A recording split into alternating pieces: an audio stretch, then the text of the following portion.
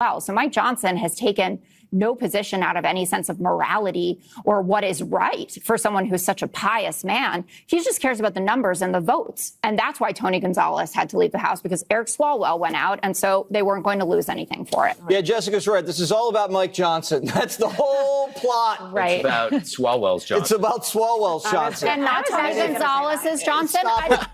Absolutely right. Does the spin ever stop with these people? I mean, come on already. Trying to shift the blame away from Eric Swalwell and quietly redirect it toward Mike Johnson is absolutely pathetic. Here we have Jessica Tarlov doing her best to save her party from the embarrassment surrounding Swalwell. Take a look. Do not believe that it was well known that it went that far to get to an allegation of rape, because Nancy Pelosi endorsed him for governor of California, and Nancy Pelosi is very well connected and would never have done something like that if she had known.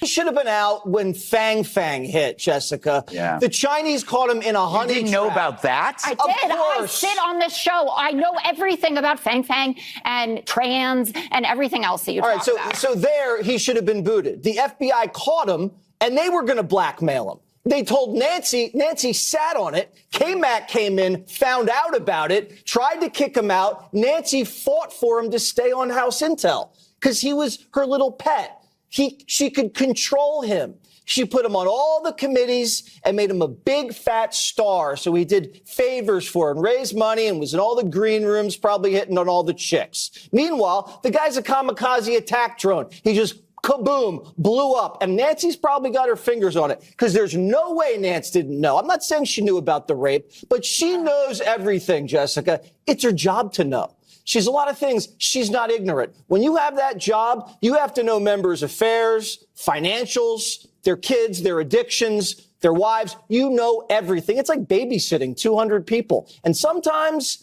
you got to blackmail them. And we've seen guys get whacked. You've seen FBI raids on people's houses. Like, what the hell did he do? We've seen ethics investigations. We've seen all of a sudden 6 women do all the TV shows over 36 hours, and the guy's gone in 3 days. I wonder how that happened, Jessica. You think Nancy had anything to do with that? Nancy did the same thing to Joe. The minute she knew he was a liability, he got whacked. Absolutely right. Nancy Pelosi knew, or at the very least, she should have known. You don't sit at the top of that power structure and stay in the dark on something this serious. Not realistically, at least, Jessica. Not at all. So the real question becomes, why wasn't anything done earlier? Why was Eric Swalwell still being elevated? Still being protected? Huh, Jessica? I mean, the man was a damn creep, and they say it was pretty obvious. So I got to tell you, just from a human standpoint, it was obvious how creepy Swalwell was because he wore his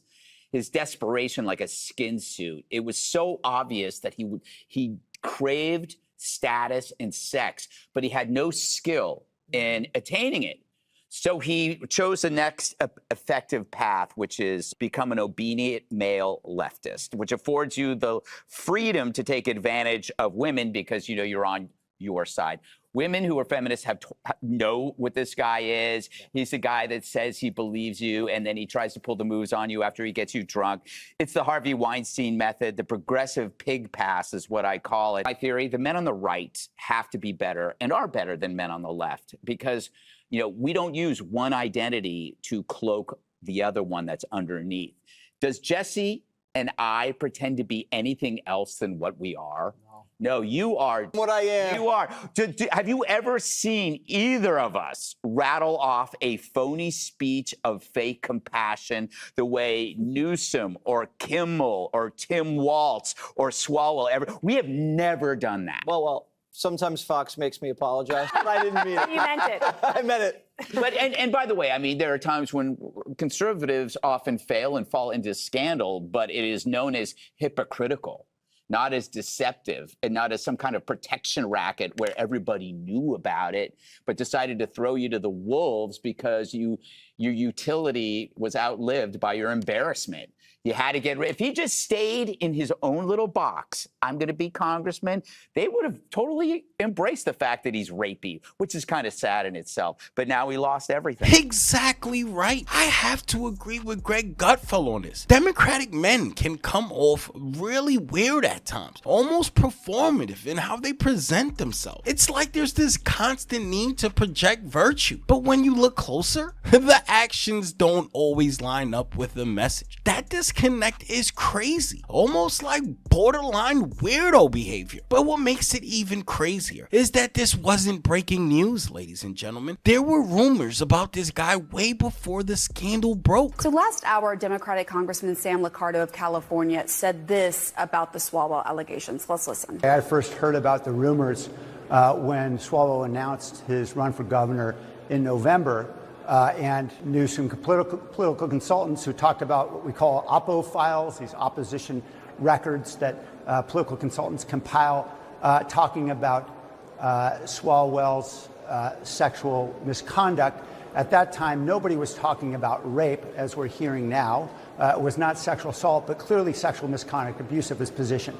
And there's no question, I think, as Senator Gallego said, rumors about that were going on for many, many years. What had you heard, Secretary? I think many of us had heard the rumors as well, never seen any corroboration, but certainly I think the word had gone out. Wow, how disgusting to have these rumors circulating and no one investigating it is mind-blowing. It raises serious concerns about how accountability actually works in these circles. I mean, really, what the heck is going on? If people were aware of red flags and chose to ignore them, that's not just negligence. That's a system failure, which is unacceptable. And the longer it goes unchecked, the worse it looks when everything finally comes out. It makes you actually wonder, who was they protecting and why? It's crazy. I mean, these Democrats would investigate a Donald Trump booger if they actually could. But somehow, serious allegations and long circulating rumors around their own people get ignored or brushed aside. How in the world does that work? Because if rumors were circulating for years, if there were already red flags there, then how did this just sit there? Are we really supposed to believe leadership figures like Nancy Pelosi were completely in the dark? Or is it more likely that it just wasn't worth addressing until it became a political problem?